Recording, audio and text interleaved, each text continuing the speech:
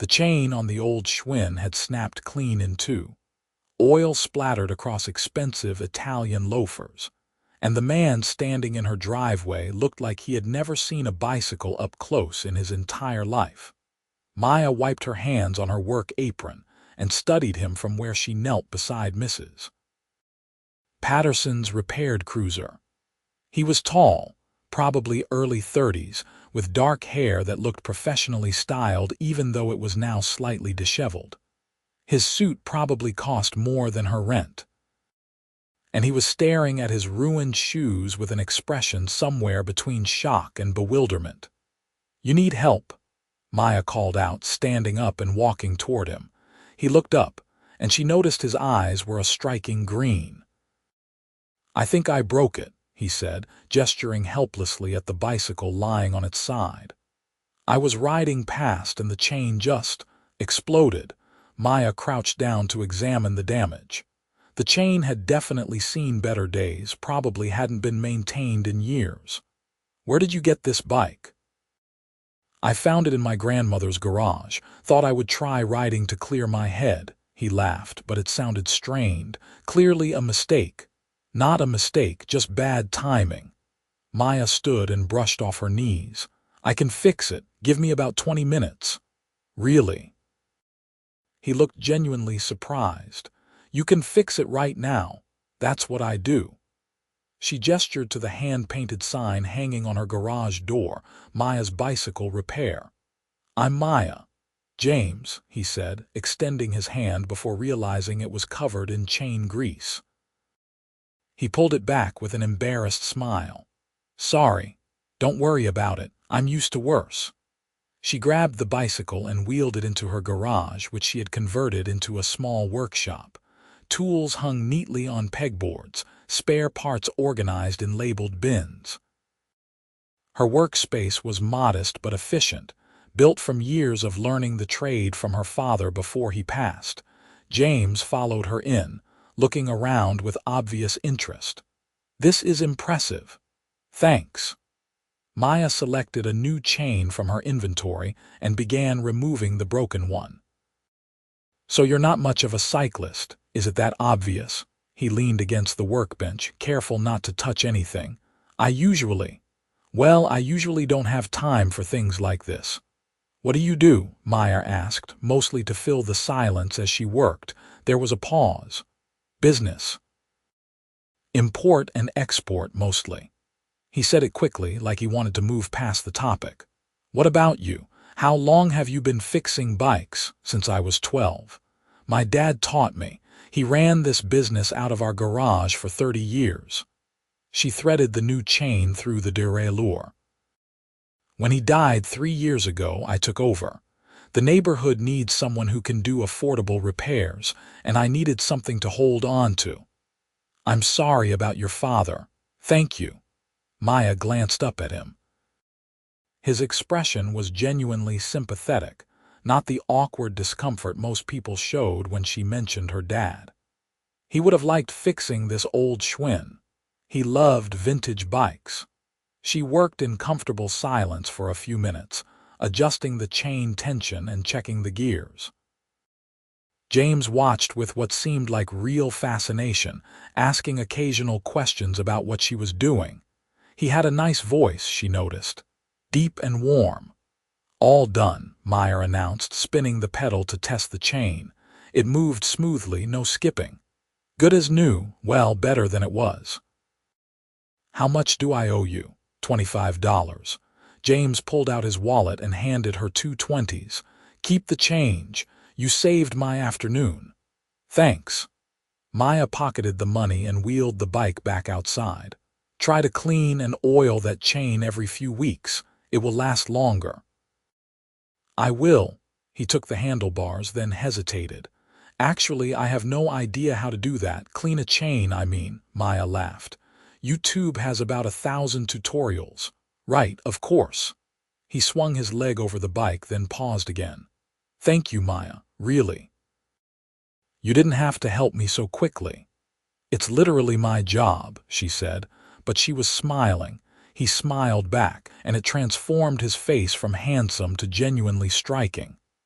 Then he rode off down the street, still a bit wobbly but managing to stay upright. Maya went back to Mrs.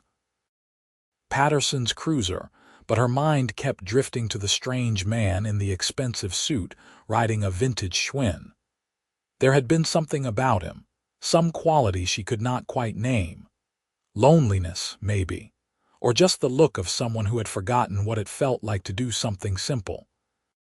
She finished Mrs. Patterson's bike and called her to pick it up, then spent the rest of the afternoon working on a mountain bike that needed new brake pads. The neighborhood kids stopped by around 4, as they did most days, and she helped little Tommy fix a flat tire while his sister Emma watched and asked a million questions about how everything worked. "Are you going to marry someone someday?" Emma asked suddenly, with the blunt curiosity of a 7-year-old. "Maybe," Maya said, "if I meet the right person. My mom says you work too much to meet anyone." "Your mom should mind her own business," Maya said, but she was laughing. Emma's mom, Sarah, was one of her closest friends and said things like that to her face regularly. The kids left as the sun started to set, and Maya was closing up the garage when a car pulled up to her driveway. Not just any car. A Tesla, sleek and black and completely out of place on her modest street. James got out and he was holding flowers. A huge bouquet of sunflowers and white roses wrapped in brown paper. Maya froze, wrench still in her hand. "Hi," James said, walking toward her. He looked nervous. "I hope this is not weird. I wanted to thank you properly for earlier, and for being kind to a stranger who clearly did not know what he was doing. You brought me flowers." Maya stated the obvious because her brain seemed to have stopped working. Too much. He looked down at the bouquet like he was seeing it for the first time. "My assistant suggested candy, but that seemed impersonal, and then I passed a flower shop and these reminded me of—" He trailed off. "Of what?" "Of your smile, when you were fixing the bike. You looked really happy and I thought, she seems like someone who would like sunflowers." Maya took the flowers, her heart doing something complicated in her chest. "I do like sunflowers, thank you. This is really sweet, but you did not have to do this." "I know, I wanted to." James shoved his hands in his pockets. "Also, I was wondering if maybe you would want to get coffee sometime, or dinner. I promise I will not talk about bicycles the entire time." Maya laughed, surprised by how much she wanted to say yes. "I don't know anything about you. Except that you're bad at riding bikes and you have expensive shoes." "Fair point. Let me think." James tilted his head, considering. "I'm 32. I live about 10 miles from here in a place that is way too big for one person. I work too much, according to everyone in my life. I have a sister who lives in Portland and a niece I do not see enough. My favorite food is Thai, but I will eat almost anything. And I have been thinking about you since I left this afternoon, which is why I drove back here instead of going home like a normal person." It was the last part that got her. The honesty in his voice, the vulnerability in admitting he had come back specifically to see her again. "Okay," Maya said. "Coffee sounds good." The smile that spread across James's face was worth every flower in the bouquet. They exchanged numbers, and James promised to text her to set up a time. He left in his Tesla, and Maya went inside holding the sunflowers, feeling like the world had shifted slightly on its axis. Her apartment above the garage was small but cozy, filled with plants and books and the kind of comfortable clutter that came from actually living in a space. She put the flowers in a vase on her kitchen table and sat down, staring at them. This was crazy. She had just met him. He was clearly wealthy, probably had a complicated life she knew nothing about. And yet there had been something real in the way he looked at her, something genuine in his awkward confession that he had been thinking about her. Her phone buzzed. A text from an unknown number. "This is James. The bicycle disaster guy. "Are you free Saturday afternoon?" Maya smiled and typed back. "Saturday works. Where should we meet?" "There's a coffee shop called The Grind on Oak Street. 2 o'clock. See you there." She set down her phone and let herself feel the flutter of anticipation. It had been a long time since she had gone on a date. Her last relationship had ended over a year ago when she realized she and Marcus wanted completely different things from life. Since then, she had thrown herself into work, into building her business and taking care of her neighborhood. Dating had seemed like a complication she did not need, but James had brought her sunflowers, and he had looked at her like she was someone worth driving back for. Saturday could not come fast enough. The next few days passed in a blur of work. Maya repaired a dozen bikes, ordered new parts, and tried not to check her phone every 5 minutes. James texted her once more on Thursday, just to say he was looking forward to Saturday, and she spent an embarrassing amount of time crafting the perfect response. When Saturday finally arrived, Maya changed her outfit 3 times before settling on jeans and a soft blue sweater that brought out her eyes. She left her hair down, wavy and loose around her shoulders, and added just enough makeup to look like she had tried without trying too hard. The Grind was a local institution, the kind of place where everyone knew the baristas by name. Maya arrived 5 minutes early and found James already there, sitting at a corner table with 2 cups of coffee in front of him. "I did not know what you liked," he said, standing up when he saw her. "So I got you a latte and an Americano, or we can order something else entirely." "I'm overthinking this, aren't I?" "A little," Maya said, but she was charmed by his nervousness. "The latte is perfect, thank you." They sat down, and for a moment neither of them spoke. Then they both started talking at the same time, stopped, laughed. "You go," James said. "I was just going to say thank you again for the flowers. They are beautiful." "I'm glad you like them." He wrapped his hands around his coffee cup. "I was not sure if it was too much. My sister said I should just ask you out like a normal person, but I wanted to do something more." "Your sister sounds wise." "She thinks she is." James smiled. "She actually called me after I told her about you, said it was about time I met someone who was not trying to get something from me." There was something in the way he said it that made Maya pause. "Do people try to get things from you a lot?" James hesitated, like he was choosing his words carefully. "Sometimes. It comes with the territory of having money. People see what you can do for them before they see who you are." "How much money are we talking about?" Maya asked bluntly. She had learned from her father that honesty was usually the best policy, enough that it complicates things. James met her eyes. "I own a logistics company. We handle supply chain management for major retailers across the country.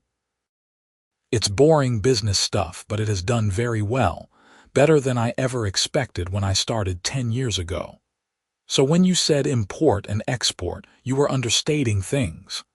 "I did not want to lead with my bank account. Most people do not react well when they find out." He leaned forward. "But I want to be honest with you, Maya. I have money, more than I know what to do with most days. But that is not who I am. It is just what I have." Maya considered this. She appreciated the honesty, even if it made her slightly uncomfortable. She had grown up with enough money to get by, but never excess. The idea of wealth on the scale he was describing felt alien. "Okay," she said finally. "I appreciate you telling me, but I am buying my own coffee from now on." James laughed, the tension breaking. "Deal." They talked for over 2 hours, the conversation flowing easily from topic to topic. James told her about starting his company from nothing, working 18-hour days and sleeping in his office for the first 3 years. Maya told him about taking over her father's business, about the fear and responsibility and unexpected joy of carrying on his legacy. "You ever want to do something else?" James asked. "Not that there is anything wrong with repairing bicycles. I just mean, do you have other dreams? I want to expand, Maya admitted. Right now, it is just me in my garage, but I would love to have a real shop, maybe hire some people, offer classes for kids in the neighborhood, teach them what my dad taught me. She stirred her now cold latte. It takes money I do not have yet, but I am saving. That sounds amazing. The neighborhood is lucky to have you. I'm the lucky one. I get to do work I love and help people at the same time. She smiled at him. Not everyone can say that. No, James said quietly, they cannot. There was something wistful in his expression, and Maya wondered what it cost him, all that success. What he had given up to build his empire. When they finally left the coffee shop, the sun was starting to sink toward the horizon, painting the sky in shades of orange and pink. James walked her to her car, hands in his pockets, looking like he did not want the afternoon to end. Can I see you again? He asked. I would like that. What are you doing tomorrow? Maya laughed. Eager? Yes, he said simply. I have not enjoyed talking to someone this much in a very long time. Tomorrow I have to work, but I am free tomorrow evening. Dinner, James suggested. There is a Thai place I think you would love. Best pad Thai in the city. You remembered I like Thai food. I remember everything you have told me so far. That flutter in her chest was back, stronger now. Then yes, dinner tomorrow sounds perfect.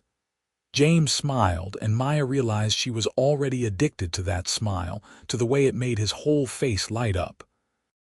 He texted her the details that evening, and they met the next night at a small Thai restaurant tucked into a strip mall. The food was incredible, spicy and flavorful, and James was right about the pad Thai. They shared spring rolls and talked about their childhoods, their families, the small moments that had shaped who they became. My dad used to take me fishing every Sunday, James said, spinning noodles around his fork. We would get up at dawn and drive to this lake about an hour away.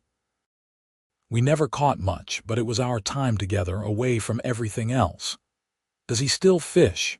He passed away when I was 24, heart attack, completely unexpected. James set down his fork. It is part of why I work so hard, I think. He never got to see the company become successful. Never got to retire and relax and enjoy the life he built for us. I keep thinking if I achieve enough, somehow it will matter, that it will mean something. Maya reached across the table and squeezed his hand. I'm sure he would be proud of you. Maybe. Or maybe he would tell me to slow down and go fishing more. James squeezed back, then held on for a moment longer before letting go. What about your mom? You mentioned your dad, but not her. She remarried a few years after Dad died and moved to Florida with her new husband. We talk once a month or so, but we are not that close. Maya shrugged. She wanted me to sell the business and go to college, do something she considered more respectable. When I refused, it created this distance between us. She thinks I am wasting my life. You are not wasting anything. You are building something real and meaningful. Thank you for saying that. They ordered mango sticky rice for dessert and split it, their spoons occasionally clinking together as they reached for the same bite. The intimacy of it, the ease, felt like something that should have taken months to develop, not days. When James drove her home that night, he parked in her driveway and walked her to her door like a gentleman from another era. I have a confession, he said as they stood under her porch light. I have been on a lot of dates over the years. None of them felt like this. Like what? Like something that could actually matter. Maya's breath caught. James? Too much, he smiled, self-deprecating. I have been told I can be intense. No, not too much. She stepped closer. I feel it too, whatever this is. He reached up and tucked a strand of hair behind her ear, his fingers lingering against her cheek. Can I kiss you? Maya answered by closing the distance between them. The kiss was soft at first, tentative, both of them testing the waters. Then James's hand moved to the small of her back, pulling her closer, and Maya's fingers tangled in his hair, and the kiss deepened into something that made the rest of the world disappear. When they finally pulled apart, both breathing hard, James pressed his forehead to hers. "Yeah," he whispered. "This definitely matters." Maya laughed, dizzy and happy and more alive than she had felt in years. They started seeing each other regularly after that. James would stop by her garage in the evenings, bringing takeout and watching her work. He learned how to clean a bike chain properly, how to adjust brake cables, how to true a wobbly wheel. Maya learned about his company, about the stress of managing hundreds of employees and the constant pressure to stay ahead of competitors. 3 weeks into dating, James invited her to his house for the first time. She had known he had money, but nothing prepared her for the reality of his estate. The gate, the long driveway, the modern mansion that looked like something out of an architecture magazine. "This is where you live?" Maya asked, staring up at the glass and steel structure. "I know it is a lot." James grabbed her hand. It was supposed to impress clients, but mostly it just echoes. Inside was just as impressive. All clean lines and expensive furniture and art that probably cost more than her entire garage. But James was right. It felt empty, like a showroom rather than a home. "Do you like it here?" Maya asked as he gave her the tour. "Honestly, no. I bought it because I thought it was what successful people did, but I spend most of my time in my office or traveling for work. I have probably used the pool twice." He had a pool. Of course he did. James made dinner for her, which turned out to be grilled salmon and roasted vegetables. He was a competent cook, moving around the massive kitchen with practiced efficiency. They ate on the patio overlooking the perfectly manicured grounds, and Maya tried not to feel overwhelmed by the sheer scale of the difference between their lives. "You are quiet," James said, refilling her wine glass. "What are you thinking?" "That this is a lot to process. Your life is so different from mine. Does that bother you?" "I do not know yet," Maya admitted. "I like you, James, a lot, but I am trying to figure out how someone like me fits into all of this." James set down the wine bottle and moved his chair closer to hers. "You do not have to fit into anything. I like you because you are real, Maya. You do something you love and you help your community, and you do not care about impressing anyone. You make me want to be more than just the guy with the big house and the successful company." "What do you want to be?" "Someone worthy of you." It was such an earnest thing to say, so vulnerable, that Maya felt her defenses crumble. She kissed him, right there on his ridiculous patio, and let herself believe that maybe they could make this work. They spent the night together for the first time, in James's enormous bed with its Egyptian cotton sheets and down comforters.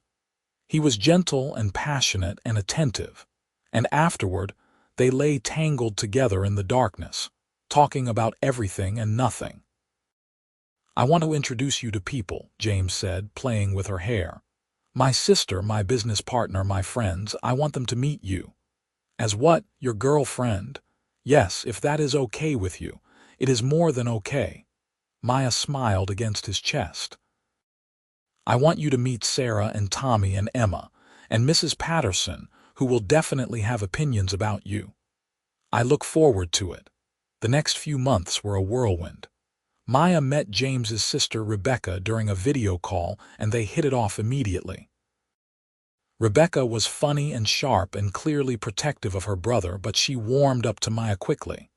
"He seems happy," Rebecca said during one call when James had left to take a work call. "Really happy. I have not seen him like this in years." "He makes me happy too," Maya admitted. "Good. Because if you hurt him, I will fly down there and key your car." Noted. James met her friends with equal success. Sarah took one look at him and whispered to Maya, "Where did you find him, and are there more?" Tommy and Emma loved that James knew nothing about bikes and asked him 1,000 questions. Mrs. Patterson was skeptical at first but melted when James complimented her garden and offered to help her with some heavy lifting. "He is a keeper," Mrs. Patterson declared after James left. "But he better treat you right, or he will answer to me." Maya was falling in love. She knew it by the way her heart jumped when James texted, the way she found herself thinking about him constantly, the way his happiness had become as important as her own. It was terrifying and exhilarating, and completely unexpected. James seemed to feel the same way. He rearranged his schedule to spend more time with her, turning down business trips and delegating responsibilities. His assistant, a formidable woman named Patricia, called Maya personally to thank her for making James take vacations. "He has used more personal days in the last 3 months than in the previous 5 years combined," Patricia said. "Whatever you are doing, keep doing it."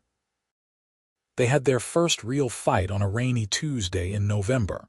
James wanted to invest in Maya's business to give her the money to expand into a real shop. Maya refused. "I do not want your money," she said, standing in her garage with her arms crossed. "I want to build this myself."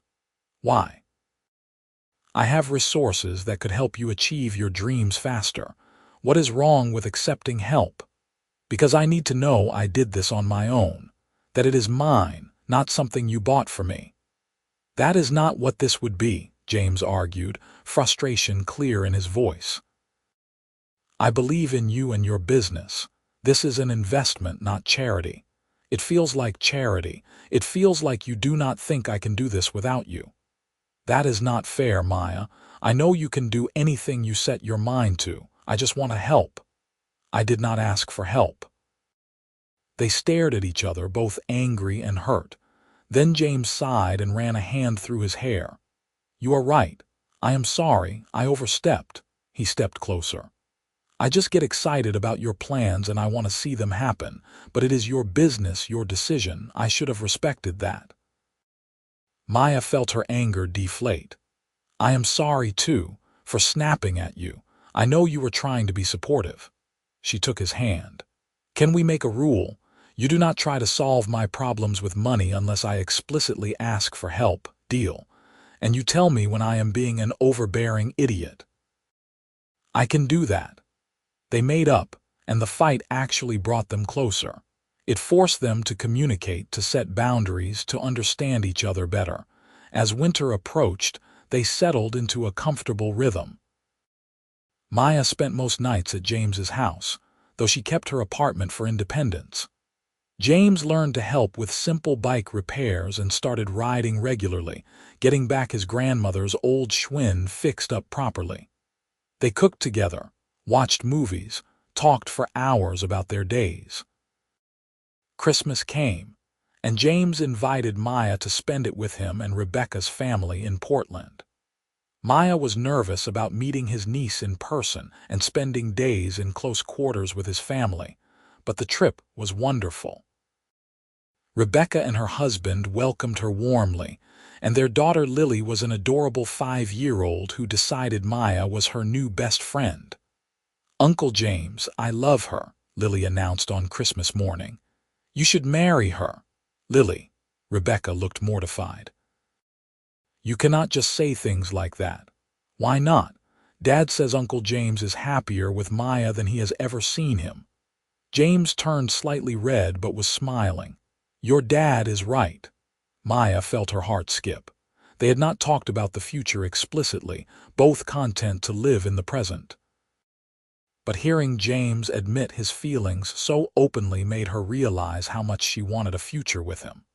On New Year's Eve, they went to a charity gala that James's company was sponsoring. Maya wore a dress James had bought her after she admitted she had nothing appropriate for such a fancy event. It was deep green, elegant and simple, and made her feel like someone from a movie. "You look breathtaking," James said when he picked her up, his eyes dark with appreciation. "You clean up pretty well yourself." The gala was overwhelming. Hundreds of people in designer clothes, champagne flowing freely, an orchestra playing classical music. Maya recognized several faces from television and magazines. James introduced her to everyone as his girlfriend, pride clear in his voice, and stayed by her side all night. Having fun? He asked as they danced, his hand firm on her waist. It is a lot, Maya admitted. I keep waiting for someone to realize I do not belong here. You belong wherever you want to be, and I want you here with me. At midnight, they counted down with the crowd and kissed as fireworks exploded outside the floor-to-ceiling windows. Maya felt like her life had become something out of a fairy tale, except this was real. James was real, and he was looking at her like she was the only person in the room. January brought new challenges. James's company was in the middle of a major acquisition, which meant 14-hour days and constant stress. Maya saw him less, and when she did, he was exhausted and distracted. She tried to be understanding, to give him space to handle his responsibilities, but she missed him. One night, after James had canceled their dinner plans for the third time in a week, Maya sat alone in her apartment and wondered if this was sustainable. Could they really make this work long-term? His life demanded so much of him, and hers required presence and consistency. How did they bridge that gap? Her phone rang. James. I am the worst boyfriend in the world, he said without preamble. You are not, but you did miss dinner. I know. I am sorry, Maya. This deal is consuming everything, but that is no excuse. You deserve better. I just miss you, Maya said quietly. I understand you are busy. I just wish I could see you more. What if you came to my office tomorrow, had lunch with me? It is not much, but at least we would be together. I would love that. Maya started visiting James at his office regularly during the busy weeks. She brought sandwiches and they ate in his conference room, stealing an hour together in the middle of his chaotic days. She met his business partner Marcus, a sharp man in his 40s who clearly thought the world of James. He is different with you, Marcus told Maya one afternoon when James had stepped out to take a call. More balanced. We have been friends for 15 years and I have never seen him this grounded. He talks about you a lot, says you are the brains behind everything. We are partners in every sense, but lately he has been letting me handle more while he focuses on living his life. It is good for him. Good for both of us, really. I was worried he was going to burn out. When the acquisition finally closed in late February, James took a week off work. A full week, which Patricia said was unprecedented. He and Maya drove up the coast, staying in a small bed and breakfast overlooking the ocean. They hiked and explored tide pools and ate too much seafood. James relaxed in a way Maya had never seen, the tension leaving his shoulders, his smile coming easier. I needed this, he said one evening as they watched the sunset from their room's balcony. Thank you for being patient with me during the craziness. You would do the same for me, always. He pulled her close. Maya, I need to tell you something. Her heart started pounding. Okay, I love you. I have loved you for months, but I wanted to wait for the right moment to say it. And sitting here with you, watching the sunset, this feels right. He turned to face her fully. You have changed my life. You make me want to be better, do better. You make me happy in a way I did not know was possible. I love you. Maya felt tears prick her eyes.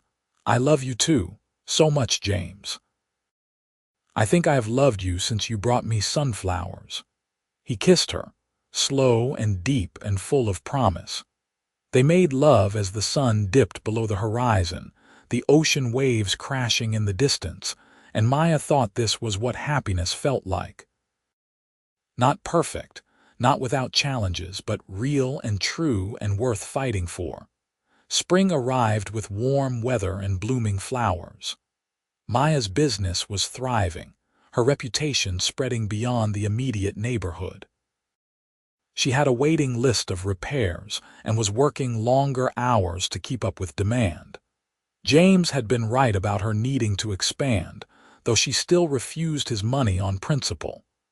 "I have been saving," she told Sarah one afternoon while fixing a kid's bike.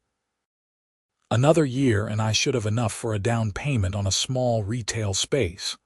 Or you could just let your millionaire boyfriend help," Sarah pointed out. "It is the principle of the thing. I need to do this myself." "Why, pride?" "Yes. And because I want to know I am with James for him, not for what he can give me. If I start accepting his money, that line gets blurry." Sarah was quiet for a moment. "That is actually really smart. I take back everything I said." In late April, James came home early from work looking nervous. Maya was in his kitchen making dinner, and she immediately knew something was up. "What is wrong?" she asked, setting down her knife. "Nothing is wrong. I just have something to show you."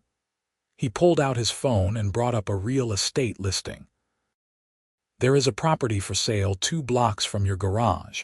It used to be an auto shop, so it has all the infrastructure you would need. Loading docks, lots of space, even an office area."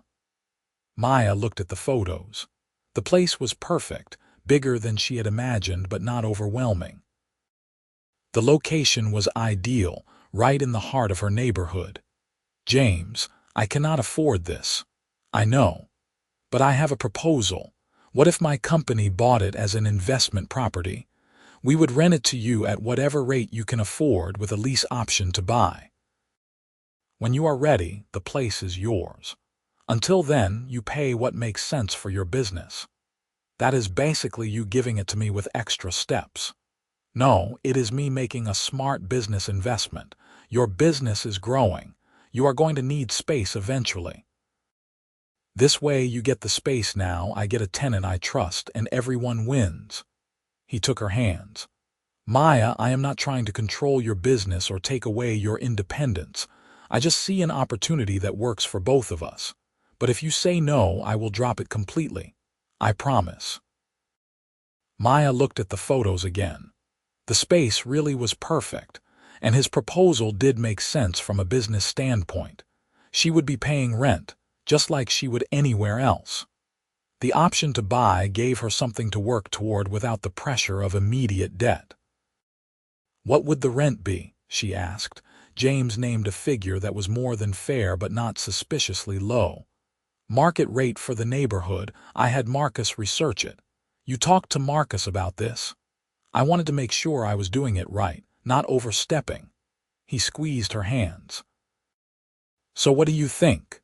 Maya made herself think it through rationally, setting aside her pride and her fears. The truth was, this was a good opportunity. She trusted James not to hold it over her head or use it to control her. And having the space would allow her to hire help, offer classes, grow in ways she had been dreaming about. "Okay," she said finally. "Yes, let us do it." James's face lit up. "Really, really. But I am drafting the lease agreement with my own lawyer to make sure everything is legitimate." "Absolutely. Whatever makes you comfortable." He pulled her into a hug, lifting her off her feet. "You are going to do amazing things with that space, Maya. I cannot wait to see it." The next 2 months were a blur of activity. Maya hired a lawyer to review the lease, which was completely legitimate and fair. James's company purchased the property, and Maya began the process of transforming the old auto shop into her dream bike shop. She hired 2 employees, both young people from the neighborhood who she had been teaching over the years. She ordered inventory and tools and built a classroom space for the workshops she wanted to teach. James helped with the physical labor, painting walls and assembling shelves alongside her crew. Sarah coordinated a neighborhood celebration for the grand opening. Mrs. Patterson baked cookies. Tommy and Emma made flyers and distributed them around the community. On a sunny Saturday in July, Maya's bicycle repair officially opened its doors in its new location. The turnout was incredible. Neighbors she had helped over the years, kids she had taught, local business owners who wanted to support her. James stood beside her as she cut the ribbon, his hand on her shoulder, pride radiating from him. "Thank you," Maya whispered to him as people flooded inside. "For believing in me." "Always," he whispered back. The business was an immediate success. Maya was busier than ever, but she had help now. She could delegate repairs while she focused on teaching classes and managing the business. She offered free workshops for kids, affordable repairs for anyone who needed them, and custom work for serious cyclists. The shop became a gathering place for the neighborhood, exactly what she had envisioned. James continued to thrive in his own work, but he had gotten better at balancing.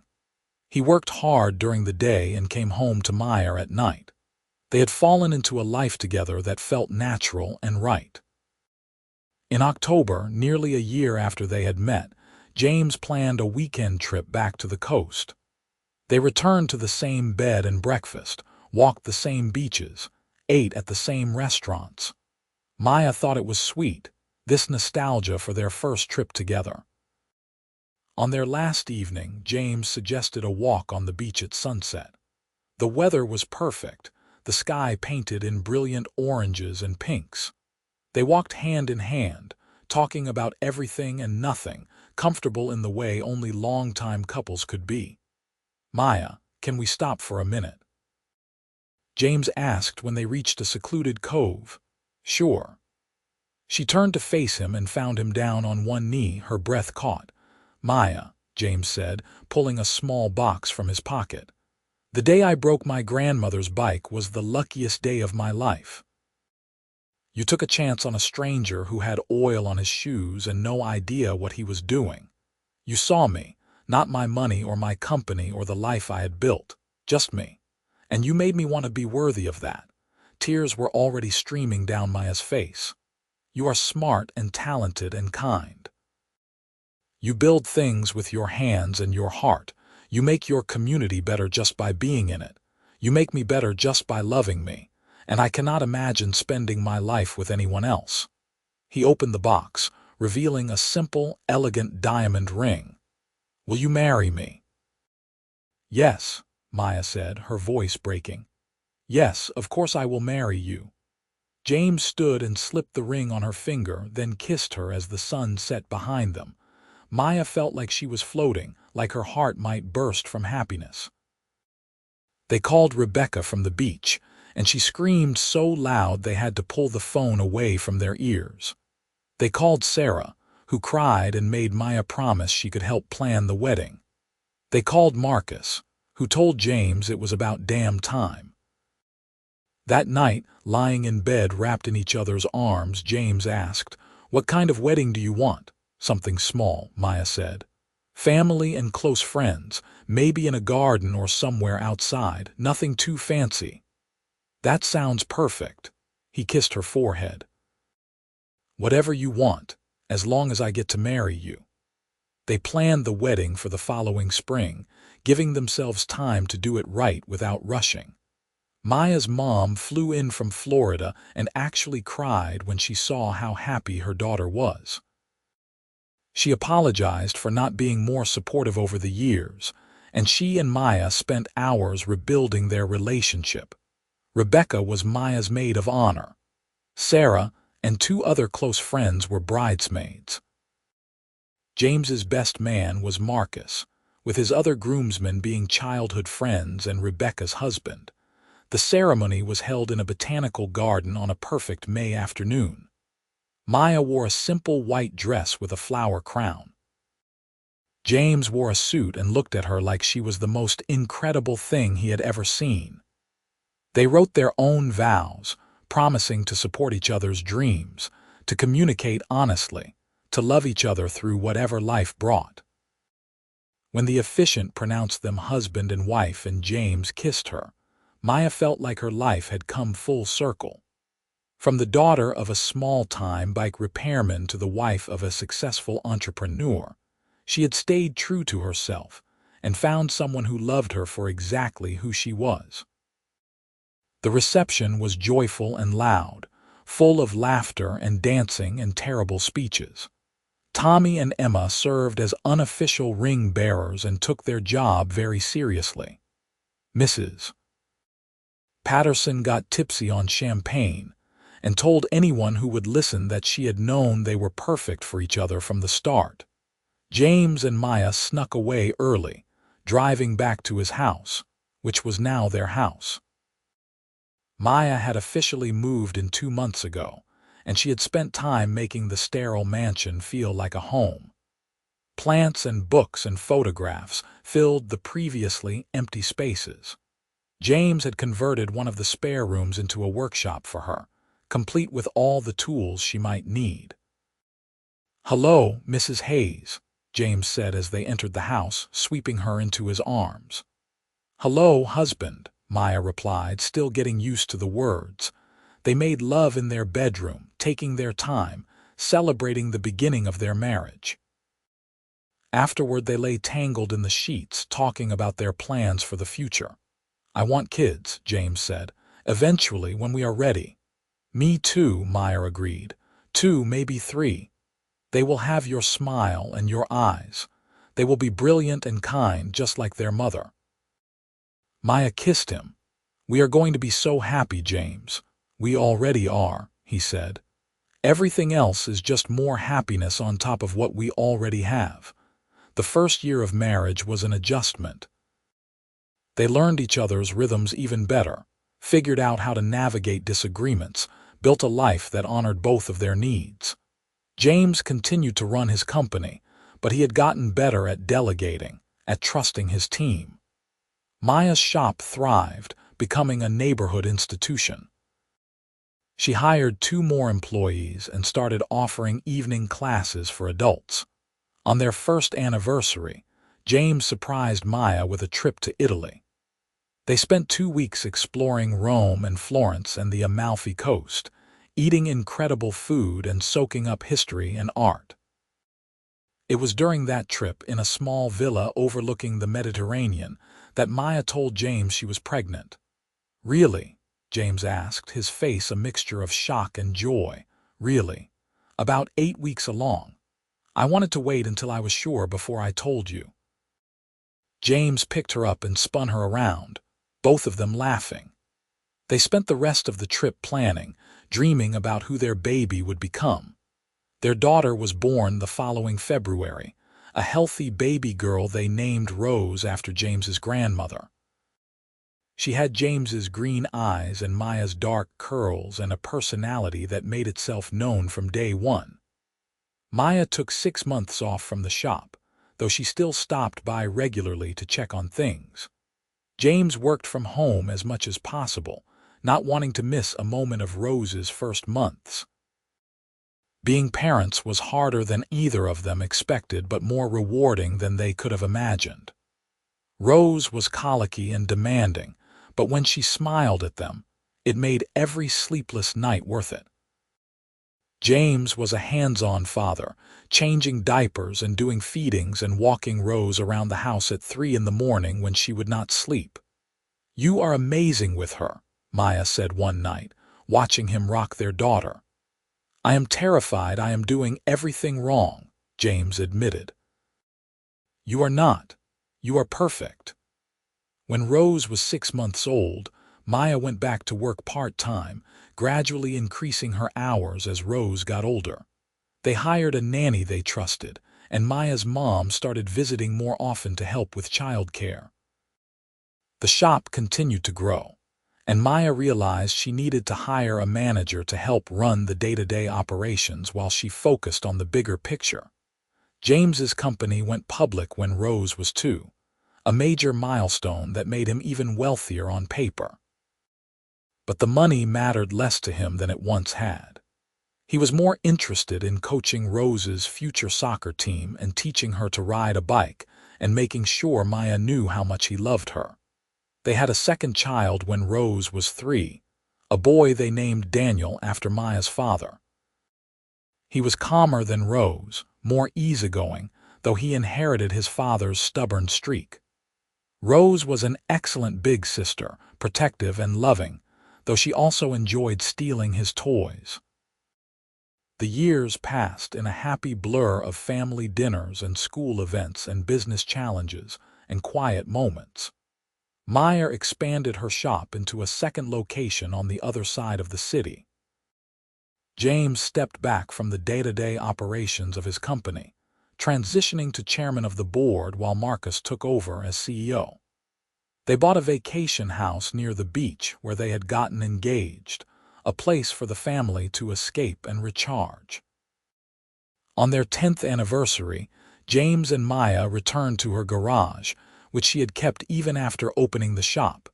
It was mostly storage now, but it still had her original workbench and tools. "Remember the first day we met?" James asked, running his hand along the workbench. "I had no idea that breaking down here would change my entire life. I remember thinking you looked completely out of place," Maya said, smiling at the memory, "like you had wandered into the wrong neighborhood." "I had wandered into exactly the right neighborhood." He pulled her close. "Best wrong turn I ever made. It was not a wrong turn. It was fate. You believe in fate?" "I believe that sometimes the universe puts people exactly where they need to be." Maya looked around the garage, remembering her father teaching her here, remembering the business she had built, remembering the day James had walked into her life. "I was here, doing what I loved. You were there, needing help. And somehow that became this whole beautiful life." "I love you," James said, kissing her softly. "Thank you for seeing me that day. Thank you for taking a chance on the guy with oil on his shoes." "Thank you for coming back with flowers," Maya replied, "and for loving me the way you do." They stood there in the garage, holding each other, thinking about all they had built together. Their business successes mattered, but not as much as the family they had created, the love they had nurtured, the life they had chosen. Outside, the neighborhood bustled with activity. Kids rode bikes that Maya had repaired or sold. Adults passed by on their way to jobs and errands and all the small pieces that made up a life. The world kept turning, but inside the garage, Maya and James existed in a moment outside time, grateful for everything that had brought them here. Their children were at home with Rebecca, who was visiting for the weekend. Rose was probably showing off her bike skills while Daniel built something elaborate with blocks. Later, they would all have dinner together, loud and chaotic and perfect. James would help with homework while Maya cleaned up the kitchen. They would read bedtime stories and tuck in the kids, and then collapse on the couch together, exhausted but content. It was not the life either of them had planned. Maya had never imagined marrying a millionaire or expanding her small business into something larger. James had never imagined finding someone who valued him for who he was rather than what he had. But they had found each other anyway, built something real and lasting from a chance encounter and a broken bicycle chain. "Ready to go home?" Maya asked eventually. "With you?" "Always," James replied. They locked up the garage and drove back to their house, where their family was waiting, where their life continued to unfold in all its messy, beautiful, unexpected glory.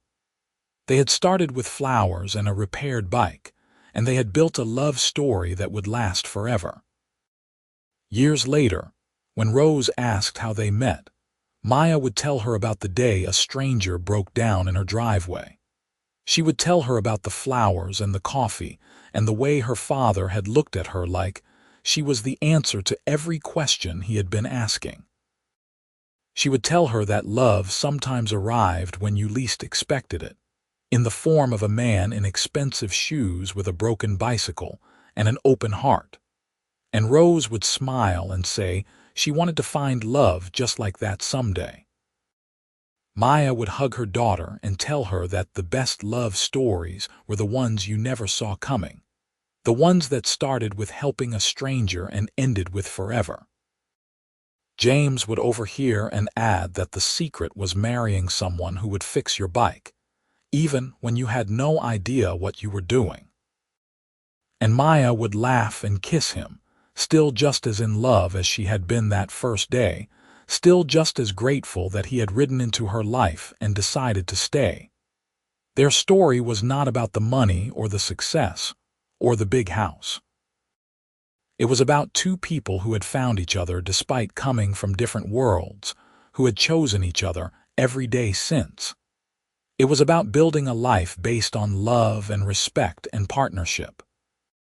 It was about sunflowers and bicycle chains and taking chances on strangers who just might change everything.